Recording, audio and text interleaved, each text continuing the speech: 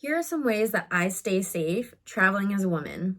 So usually I like to have a physical thing that I can hold that will keep me safe and make me feel better, but I can't take pepper spray on the plane. So I got these two items that really help me out and just make me feel more comfortable. So this one just looks like a cute little kitty cat keychain, but it can really impact someone if they come close to you. Another thing is that it's a keychain as well, but when you pull this, it creates an alarm and sets off the alarm that will help you either get help or cause the person to scramble while you get away.